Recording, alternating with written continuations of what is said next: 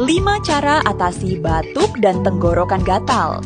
Siapa yang belakangan ini sering batuk dan tenggorokan gatal?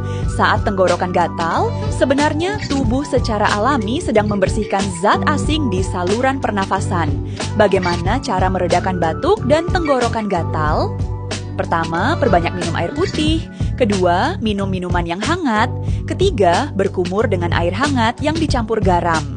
Keempat, hindari kebiasaan merokok dan asap rokok. Kelima, banyak istirahat. Selain itu, kamu bisa konsumsi Etawaku Platinum, susu kambing Etawa yang secara alami mengandung zat beta-kasein, florin, dan antiseptik yang dapat membantu meredakan batuk dan gatal di tenggorokan. Cukup konsumsi 2 kali sehari setelah makan sarapan dan makan malam. Etawaku bantu masalah pernafasanmu.